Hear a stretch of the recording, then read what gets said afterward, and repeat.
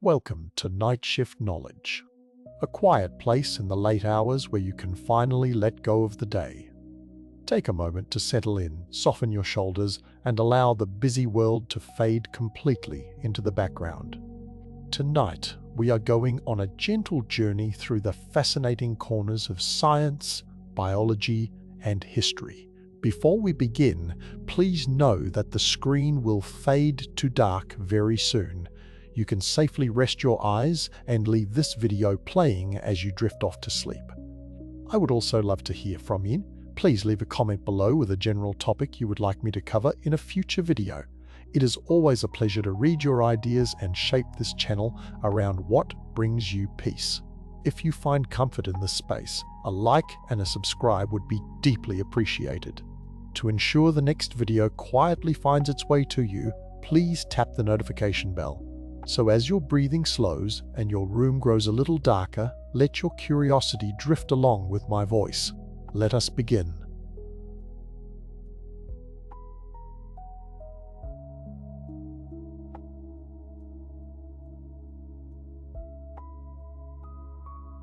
Imagine a nation that simply vanished, not in a puff of smoke or a cataclysm of nature, but slowly and deliberately carved away by its neighbors until nothing was left but a memory on a map. This is not a fantasy. This is the story of Poland. Our story begins not with its disappearance but with its life, the Polish-Lithuanian Commonwealth. At its height, it was one of the largest and most powerful kingdoms in Europe, a vast multicultural realm stretching from the Baltic Sea nearly to the Black Sea. It was a patchwork of languages and faiths where Poles, Lithuanians, Ukrainians, Jews and Armenians lived side by side. But this great power had a fatal flaw in its heart, a political system designed for consensus that instead bred chaos. It was called the Liberum Veto. In the Commonwealth's parliament, the Sejma, any single nobleman could stand up and shout, "I do not allow it!" And with those words, he could veto any proposed law. He could even dissolve the entire session, nullifying all the work that had been done. It was a recipe for paralysis. A powerful neighbor could easily bribe a few nobles to wreck any legislation. And that's exactly what happened. For decades, the Russian Empire acted as the Commonwealth's unofficial protector, which really meant its controller. They ensured the state remained weak and its government crippled. Then, in 1772, the world learned what happened to a weak nation surrounded by hungry empires.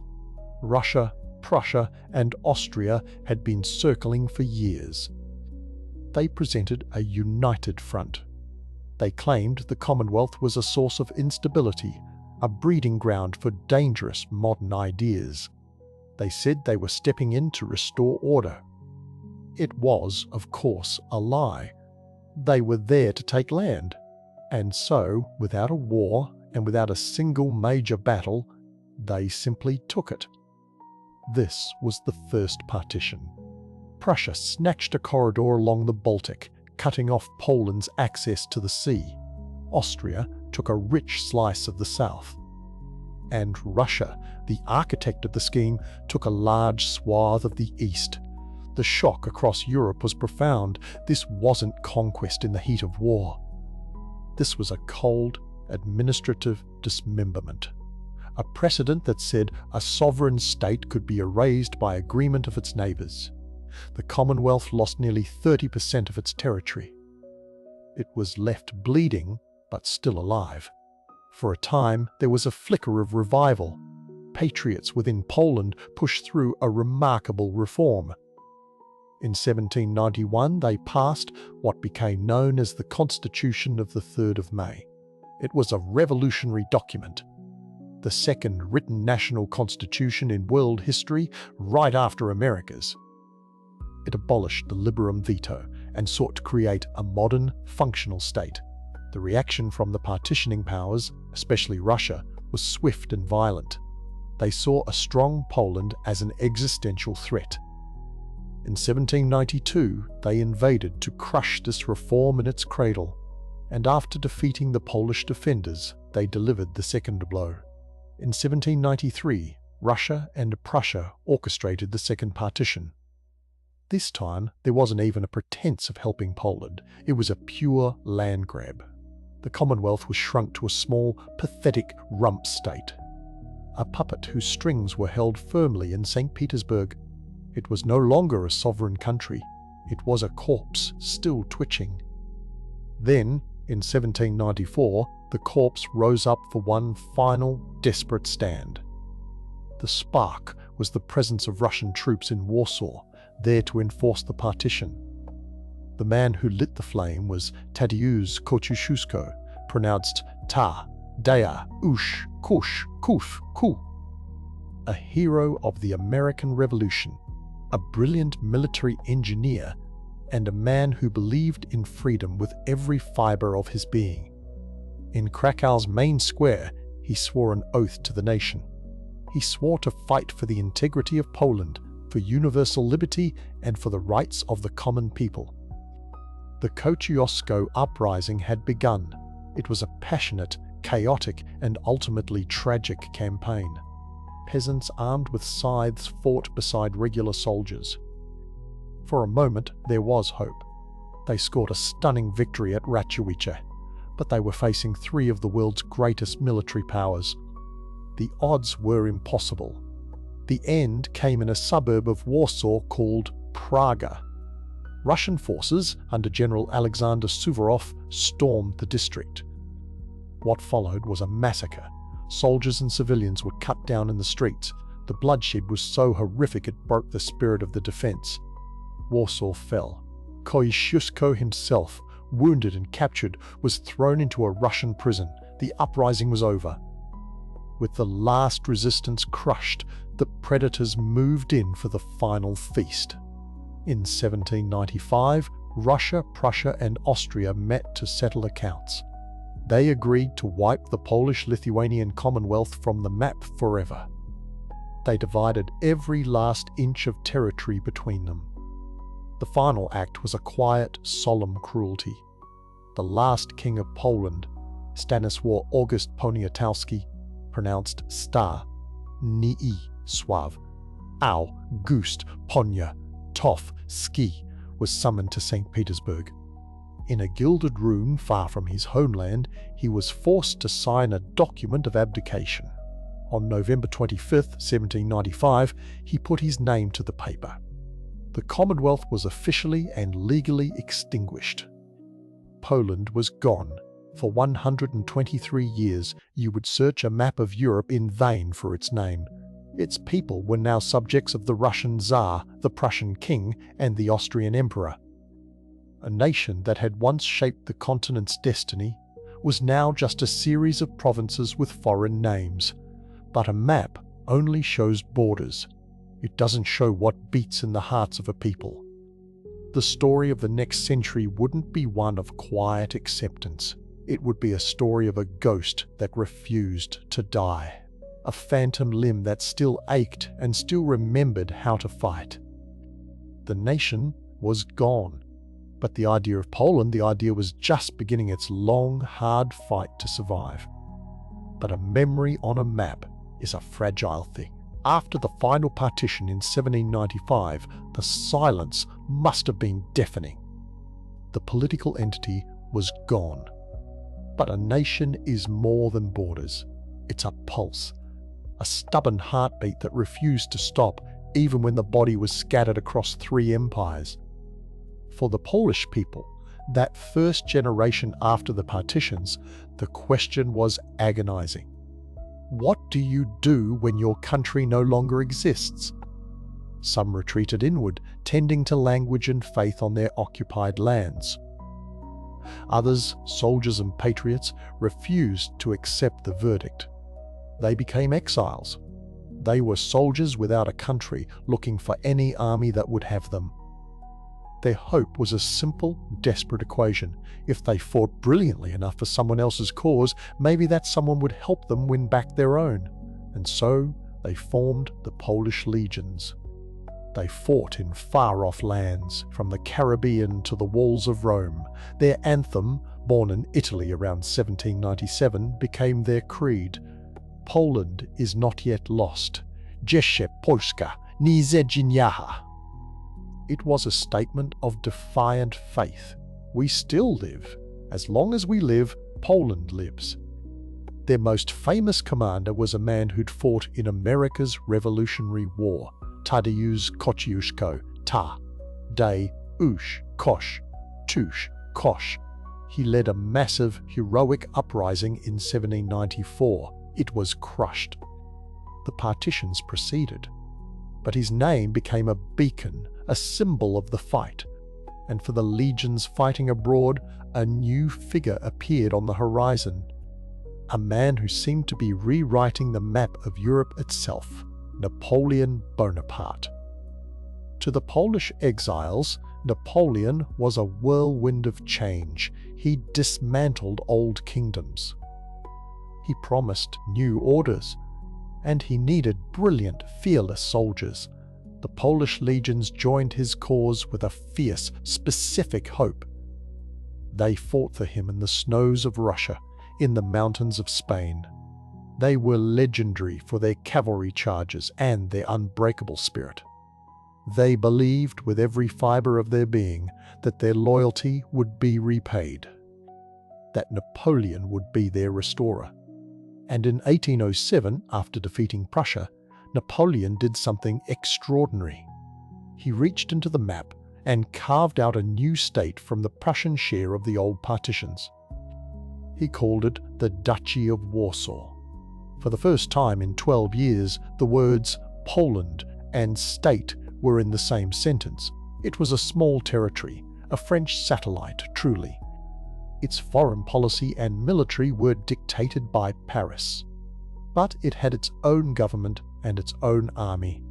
Polish was spoken in the schools and courts. After over a decade of nothingness, it felt like a sunrise, a phantom limb suddenly itching with sensation. The dream of full restoration didn't just seem possible. It seemed inevitable. As long as Napoleon's star kept rising, the duchy became a magnet.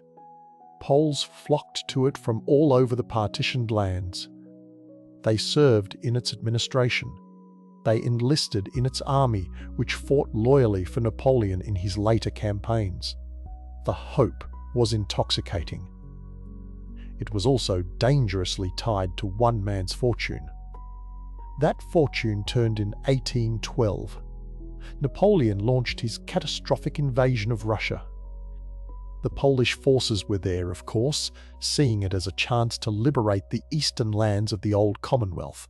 They fought all the way to Moscow, and then they fought all the way back through the brutal frozen retreat that broke the Grand Army. The Duchy of Warsaw's forces were decimated.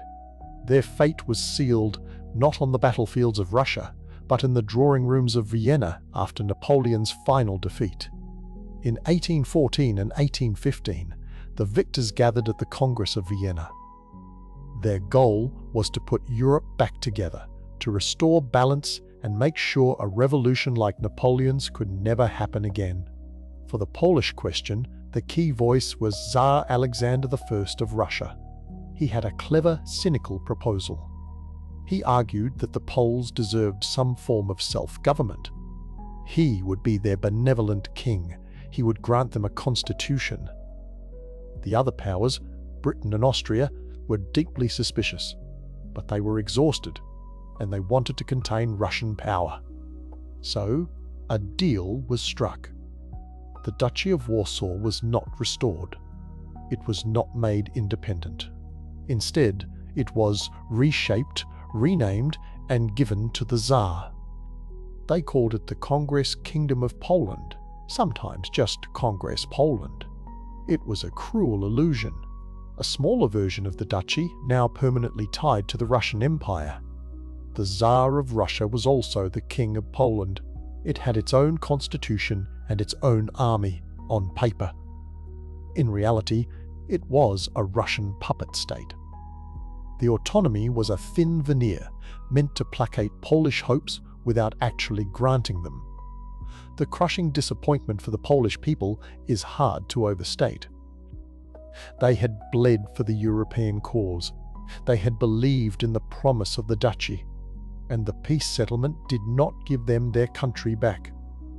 It handed them to their oldest, most powerful partitioner, dressed up in new clothes.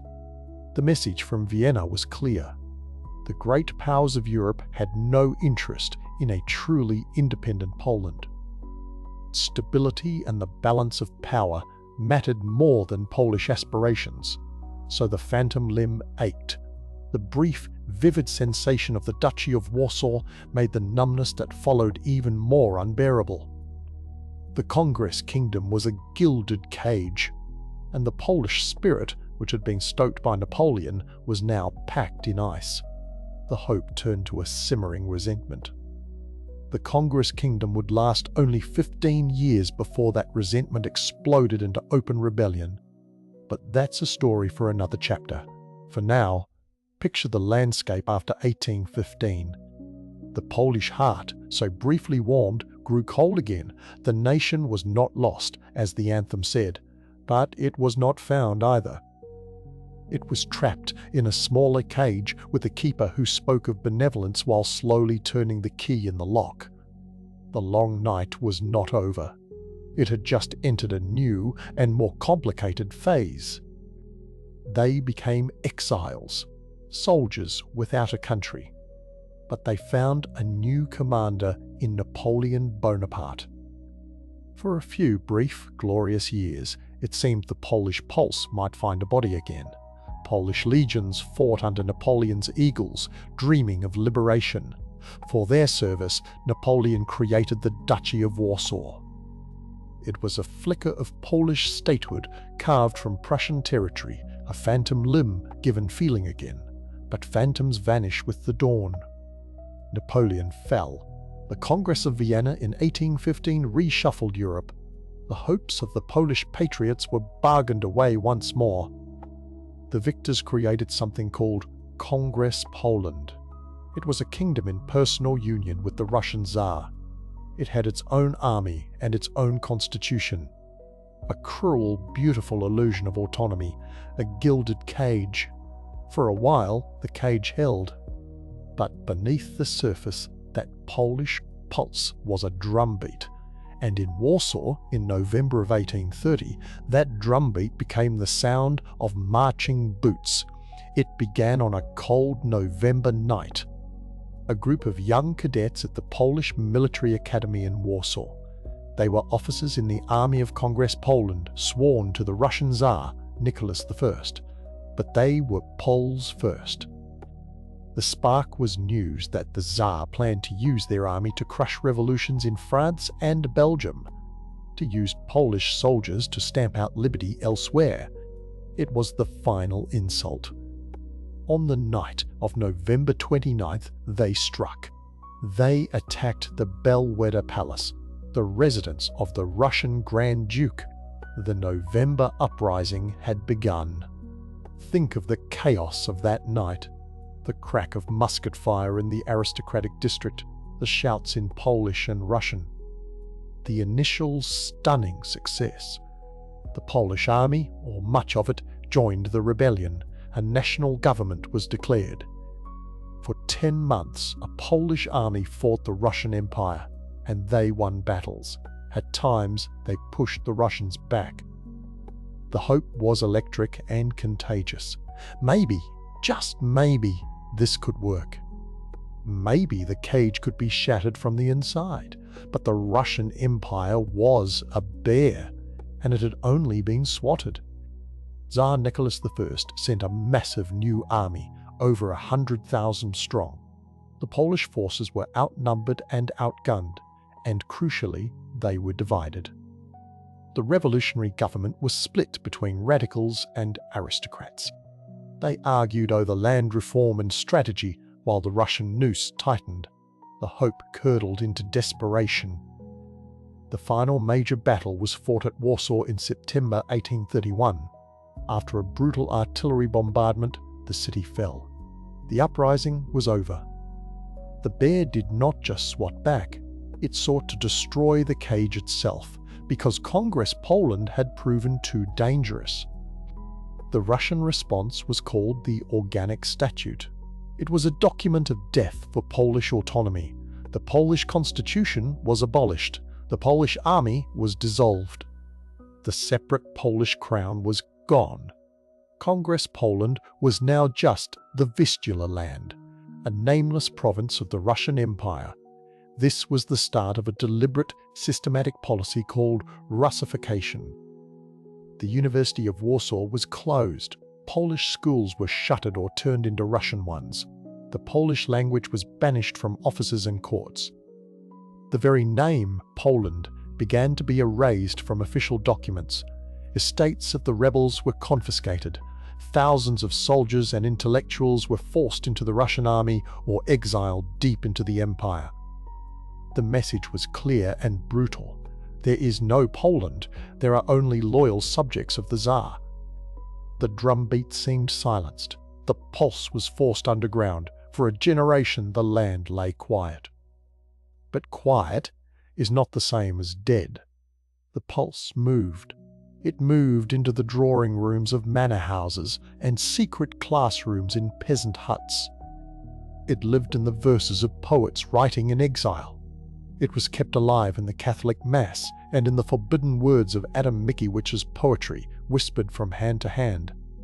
But repression breeds a deeper, harder resistance. By the 1860s, a new generation had come of age. They had never known a Congress Poland. They only knew the heavy boot of Russification. And they were angrier and more radical. They believed not in polite petitions, but in a people's war.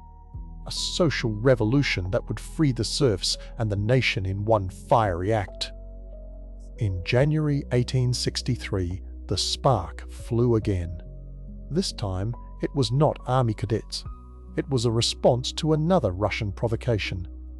A forced conscription of Polish youth into the Tsar's army for 25 years. It was a sentence of cultural death. So, they fled to the forests. The January uprising began not with an attack on a palace, but as a scattered partisan war. A guerrilla struggle. Picture this in the deep, snow-covered woods of the Polish countryside. Small, mobile units of insurgents armed with hunting rifles and scythes. They ambushed Russian patrols. They cut communication lines. They were students, priests, artisans, and for the first time on a large scale, peasants. This was a different fight. It was desperate and heroic and tragically mismatched from the start. They had no real army, no borders to defend. No foreign power came to their aid, despite desperate hopes. The Russians responded with a new level of calculated terror. They deployed over 250,000 troops. A vast net to catch a phantom army. The guerrilla war lasted for nearly a year and a half, a brutal, grinding conflict of ambush and reprisal. And the reprisals were the stuff of nightmare. After the final insurgent groups were hunted down in 1864, the hammer fell. Public executions became a common spectacle. Hangings in town squares designed to terrify and demoralize. But the most terrifying punishment was not death. It was disappearance. Siberia. Tens of thousands of men, women, and even children were sentenced to katorga, forced labor in the Siberian mines and forests. They were marched in chains for months across the frozen expanse of Russia. Many never reached the camps. Many more never returned. It was a sentence meant to erase them twice over, from their homeland and from memory. The Tsar's authorities also struck at the very social fabric they believed bred rebellion. In a cunning move, they enacted their own land reform in the Polish provinces, freeing the serfs. It was a masterstroke of realpolitik. It undercut the revolutionary promise of the uprising. It tied the peasantry's new economic freedom to the Russian state, not the Polish nobility. Then, they finished the job. Any last vestiges of separate administration were erased. The Vistula land was now fully integrated. The use of Polish was banned completely, even in private primary schools. The word Poland was forbidden. The silence after 1864 was profound. It was the silence of exhaustion, of a bloodletting so severe it seemed to have drained the very possibility of resistance. The two great armed struggles, the November Uprising and the January Uprising, had both ended in catastrophic defeat and ever harsher subjugation. The lesson, written in blood and exile, appeared absolute. Armed rebellion against the empires was suicide. The hope of victory on the battlefield was extinguished. The fire of rebellion had burned brightly, twice, and twice it had been drowned in a flood of Russian steel and Siberian snow. The pulse was still there. But now, beaten and buried, it had to find a new way to beat. If not with the sword, then with what? The answer would not come from the battlefield, but from the soul. The victors created something called Congress Poland. It was a small, semi-autonomous kingdom in a personal union with the Russian Tsar. But it was a cruel joke, a puppet state. When the Poles rose up against their Russian masters in the November Uprising of 1830, that joke ended in blood. The rebellion was crushed. Congress Poland was dissolved. Its constitution was shredded. And a long, dark night of repression truly began. The Russian response was systematic. They called it the Great Emigration. But it was an expulsion. Thousands of soldiers, intellectuals, artists, and the political elite fled west. Most settled in Paris. They were a nation in exile, a government without a territory, and they faced a terrifying question. With the sword broken and the homeland silenced, how do you keep a nation alive? The answer was found not in treaties, but in poetry, not in barracks, but in concert halls. The fight for Poland moved from the battlefield to the human heart. In a small Paris apartment, a poet named Adam Mickiewicz was writing a Bible for a people without a state. His epic poem, Pan Tadeusz, began with a simple, aching line, "Lithuania, my fatherland." It was a spell, a summoning. For over 12,000 verses, he painted a vivid, loving portrait of the Polish-Lithuanian world. The smells of the forest, the sounds of the harvest, the traditions and the humor. He wasn't just writing a story. He was preserving a universe, one being systematically erased back home. His work, and that of other poets like Julius Szewski, became sacred texts. Smuggled into the partitioned lands, they were read in secret. They taught people what it meant to be Polish. They kept the memory of home from turning into a dream. And if Mickiewicz gave the nation its voice, then a frail young composer gave it its soundtrack. Frédéric Chopin left Warsaw just weeks before the November Uprising broke out. He would never return. In Parisian salons, he became a sensation. But his music was a secret diary of exile. He took Polish folk forms like the melancholic mazurka and the stately polonaise and transformed them into high art. His polonaise in A-flat major, the heroic, holds the defiant stamp of a cavalry charge. The mournful longing of a mazurka is the sound of homesickness set to melody. Chopin's piano became a pulpit. Every performance was a silent sermon on the glory and grief of Poland. He never set foot on Polish soil again. But when he died in Paris, his heart was sent back to Warsaw, as he requested. A final physical testament to where his spirit always lived. But what of those who couldn't leave? The millions living under the boot of the partitioning powers? For them, survival was a daily, quiet rebellion. In the Prussian and Russian zones, the occupiers knew that to kill a nation, you must first kill its language. So they banned Polish from schools, courts, and official life. This was called Germanization and Russification. The response was a shadow network. Secret schools sprang up in living rooms and barns. Teachers, often women, risked imprisonment to teach children to read and write in their mother tongue. These lessons were about more than grammar. They were an act of spiritual defiance. To say a Polish word was to claim an inheritance. And standing beside this underground classroom was another powerful institution, the Roman Catholic Church. In the Russian partition, where the Tsar headed the Orthodox Church, Catholicism became inseparable from Polishness. The parish priest was often the only community leader not appointed by the occupier. The church spire was a landmark of identity. Sunday Mass in Polish was a weekly reaffirmation of who you were. In a world where everything Polish was being erased, the church offered a sanctuary for the soul of the nation. After the brutal failure of the January Uprising in 1863, a new strategy emerged. It was called organic work. The idea was pragmatic and, for some, painful. They would stop the doomed armed revolts. Instead, they would build the nation from within, strengthen its economy, educate its people, advance scientifically and industrially. The goal was to make Polish society so strong, so modern, so indispensable, that it could not be digested by the empires that had swallowed it. In the Prussian partition, this meant building agricultural cooperatives and credit unions. In the Austrian zone, which had some autonomy, Poles focused on building universities and cultural institutions. They entered politics. They became engineers and bankers. This wasn't as romantic as a cavalry charge, it was about ledger books and school books. But its supporters argued it was the only way to survive the long night, to prove that Poland was not a historical relic, but a living, modern force. So picture this duality.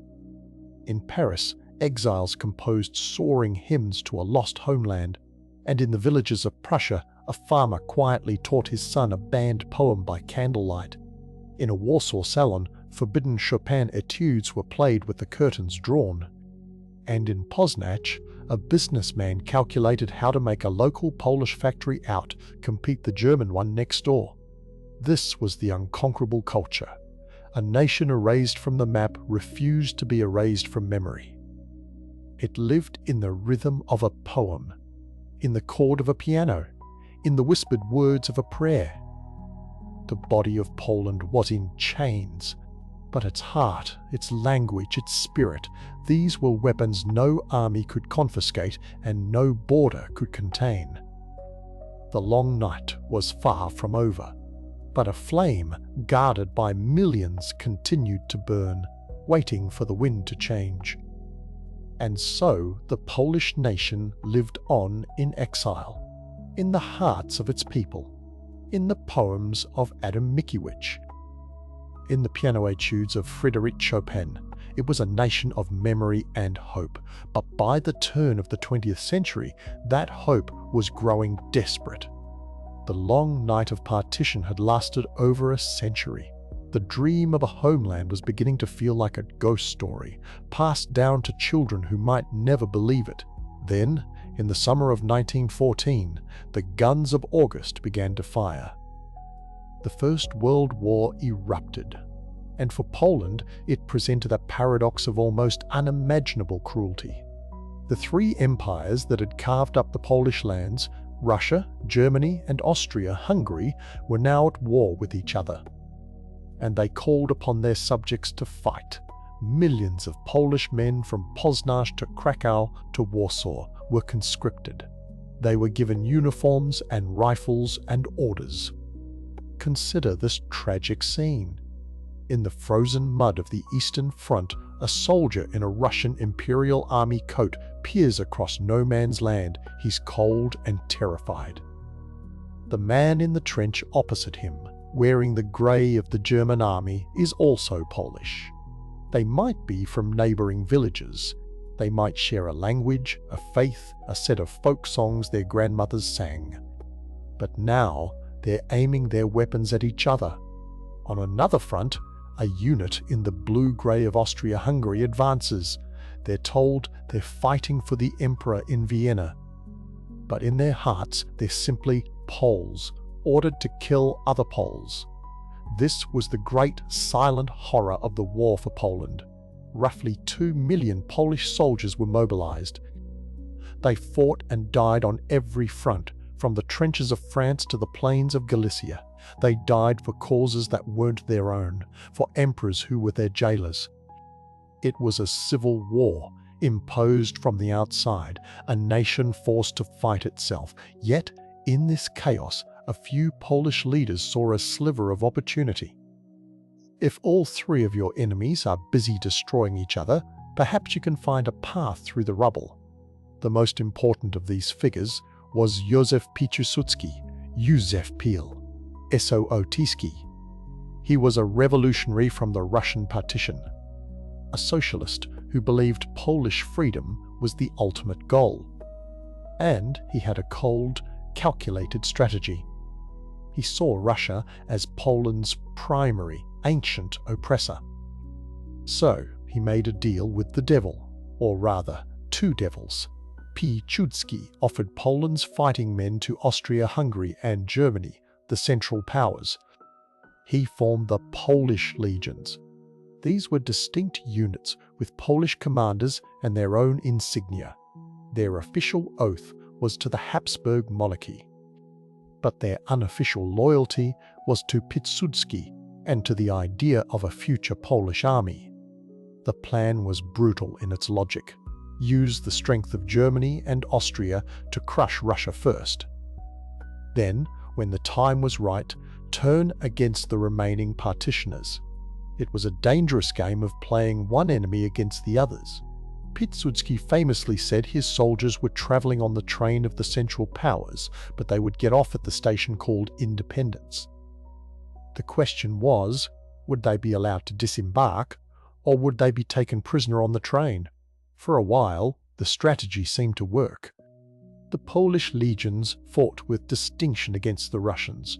They captured hearts and minds back home. But the Central Powers weren't fools. They wanted Polish soldiers, but they didn't want a Polish state. In 1916, trying to rally more Polish support, Germany and Austria proclaimed a new kingdom of Poland. It was a phantom. A puppet state with no real borders, no government, and with its fate entirely controlled from Berlin. Piłsudski saw it for what it was, another cruel joke. His relationship with the Germans soured. Then, in the summer of 1917, he refused to order his legions to swear an oath of loyalty to the German Kaiser. The response was swift and harsh. Piłsudski was arrested and imprisoned in the German fortress of Magdeburg. His legions were disbanded. The train of the Central Powers had thrown its most important passenger into a cell. It seemed like the end. Another failed gamble, another broken Polish hope. But history was about to move at a dizzying speed. The war was grinding the old empires into dust, and in 1917, the first of the three partitioners began to collapse from within. The Russian Empire, exhausted by war, erupted in revolution. First, the Tsar was overthrown in February. Then, in October, the Bolsheviks seized power. The new Soviet government, desperate to end the war, signed the Treaty of Brest-Litovsk with Germany in early 1918. In that treaty, Russia renounced all claims to the Polish lands. Just like that, the first of the three prison walls had crumbled. The effect inside Poland was electric. The Russian army, which had occupied the eastern part of the country, simply melted away. It dissolved into chaos and revolutionary fervor. For the first time in over a century, there was no Russian official in Warsaw. The power vacuum was immediate and terrifying. Now, all eyes turned to the west. The remaining partitioners, Germany and Austria-Hungary, were on the brink. They'd bled themselves white. Their people were starving. Their armies were broken. The entry of the United States into the war sealed their fate. By the autumn of 1918, the Habsburg monarchy was disintegrating. Its various nations, Czechs, Slovaks, Hungarians, were declaring their independence. In the Polish regions of the empire, local Polish authorities simply took control. They disarmed the Austrian troops. They raised the Polish flag. Finally, in November, revolution broke out in Germany itself. The Kaiser abdicated. German soldiers, weary and defeated, began their long retreat home from the Eastern Front. And in that German fortress in Magdeburg, the guards simply opened the door. Józef Piłsudski, the prisoner, was released. A German car took him to the train station. He boarded a train not as a prisoner of war, but as a private citizen. His destination was Warsaw. He arrived on November 10, 1918. The city was in a state of nervous frenzy. German soldiers were still there, but they were packing up. Polish militias were forming on street corners. There was no government, no police, just the swirling chaos of a collapsing world. The Regency Council, that puppet body left by the Germans, knew it had no authority. It had no army. It had no legitimacy. And so, on November 11th, it transferred all military and civil authority to one man. The man who had just stepped off the train, Józef Piłsudski. After 123 years, Poland was back on the map. But this wasn't the end of the story. It was, in many ways, a more dangerous beginning. Because declaring independence is one thing. Building a state from the ashes of 3 dead empires is another. The borders were undefined. The land was scarred by war. And to the east, a new and terrifying force was gathering. The revolutionary Red Army of Soviet Russia was on the move. And it had its eyes on Warsaw. The nation had been reborn. Now it would have to fight for its life. The First World War erupted. And for the Polish people, it was a final, terrible paradox. They were forced to fight each other, wearing the uniforms of 3 empires that had erased them. A brother in a German uniform might shoot a brother in a Russian one. But in that horrific chaos, a sliver of light appeared. The very empires that had partitioned Poland were now tearing each other apart. As the war ground on, their power began to crack. And from those cracks, a nation began to claw its way back into the world. The end came suddenly. In the autumn of 1918, the old order collapsed. The German and Austro-Hungarian empires surrendered. The Russian Empire had already fallen to revolution. The power vacuum was immense, and into that vacuum stepped a man who'd spent his life plotting for this moment, Józef Piłsudski. He returned to Warsaw by train from a German prison on November 10, 1918. The city was in a state of nervous energy.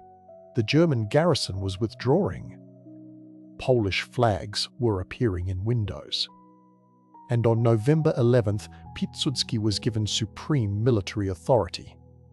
The Regency Council, a temporary Polish authority, handed him power. That date, November 11th, 1918, is now celebrated as Poland's Independence Day. It was a symbolic declaration, a breath after 123 years of silence. But declaring a state is one thing. Building one is another. Piłsudski, now chief of state, faced a task of almost impossible difficulty. He famously said, "I am leaving on a train of luxury in a first-class carriage. What I will find on my return, I do not know." He was returning to a phantom, a country that existed only on old maps and in older memories. His new nation wasn't a clean, waiting shape. It was a shattered mosaic. For over a century, these lands had been 3 different countries. They had different laws, currencies, railroads, and economies. The people of Poznan had lived under German rule, those in Warsaw under Russian, those in Krakow under Austrian. They'd grown apart, unifying them into one political body was a monumental puzzle. And there was no agreement on what Poland should even be. Republicans, socialists, National Democrats all had visions for the new state. Factions argued fiercely. Pilsudski had to form a government from this cacophony of voices. He had to create an army from the remnants of the old imperial forces. And he had to do it all while the borders were still just lines of hope on a map. Because the fight wasn't over. In fact, the most desperate battle for Poland's existence was just beginning. It wouldn't be against the old partitioning powers. They were defeated. This new enemy came from the east. From the chaos of the Russian Revolution emerged the Red Army, and its leaders, like Leon Trotsky, saw Poland as a bridge to carry the flame of communist revolution into the heart of Europe, into Germany. For the Bolsheviks, Poland was an obstacle. For the Poles, it was a fight for survival. Again. The Polish-Soviet War began in early 1909. It was a confused, sprawling conflict across the vast plains and forests of the old borderlands. At first, Polish forces pushed east. But by the summer of 1920, the Red Army launched a massive counter-offensive. It was a tidal wave of men and ideology. The Soviet commander, Mikhail Tukhachevsky, issued a famous order. Over the corpse of white Poland lies the road to world conflagration. On to Warsaw. The Red Army swept westward. It seemed unstoppable. By August, Soviet cavalry were just a dozen miles from Warsaw itself. The capital prepared for siege. Foreign diplomats fled. Europe held its breath. It looked like the Polish rebirth would last less than 2 years, a brief flicker before being snuffed out by a new empire. In Warsaw, the government was in panic. Some ministers suggested evacuating. But Pilsudski and his commanders devised a desperate, audacious plan. A plan so risky, its success would later be called a miracle. They wouldn't just defend Warsaw, they would strike at the heart of the advancing Soviet forces. While Polish troops held the line at the city's gates, a striking force would loop south, then north, and smash into the exposed flank of the Red Army. The battle for Warsaw began on August 13, 1920. For days, the fighting was brutal and close. The city's defenders, including many volunteers and students, held on by sheer determination. Then, Pilsudski launched his counterstroke from the south. The maneuver caught the Soviets completely by surprise. Their communications broke down. Their advance turned into a chaotic retreat. The battle reached its climax on August the 16th. It became known as the Miracle on the Vistula. The Vistula is the river that flows through Warsaw. The name captured the sheer improbability of it all. Against all odds, the Polish army hadn't only saved its capital, it had routed the invading force. The Red Army streamed back east in disarray. The direct threat to Poland's existence was over.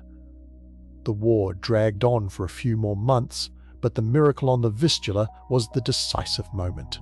It secured Poland's eastern border. It proved to the world that this reborn state could and would fight for its life. And it stopped the westward march of the Red Army. Historians still debate how close Europe came to a very different 20th century. That battle at the gates of Warsaw changed the map. It gave Poland a fragile peace. Finally, in March 1921, the Treaty of Riga formally ended the Polish-Soviet War. The fighting was done. The borders, though contested, were set. After 123 years, Poland wasn't just a dream or a memory. It was a real place on the map again. A country with a government, an army, and a capital. A nation that had, against impossible odds, fought its way back into existence. The cost was immense. The new Poland was born from the ashes of World War and baptized in the fire of another. It was a poor country, scarred by conflict, struggling to unify. The years ahead wouldn't be easy. The Second World War lurked just 2 decades in the future. But for now, in the early 1920s, there was a simple, profound reality. The long night was over. The nation that had lived only in hearts and poems now had a soil to stand on. The ghost story was real. The train of luxury had arrived at last at a station called home.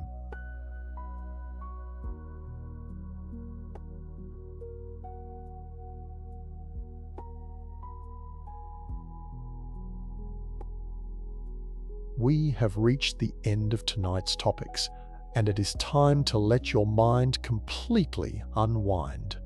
Whatever you learned tonight, let it fade into a soft hum as you drift off. Thank you for being a part of Night Shift Knowledge and sharing this quiet space with me. Remember to leave a topic suggestion for next time if you are still awake, but for now, just rest. Sleep well, and I will be here the next time you need to quiet your mind. Good night.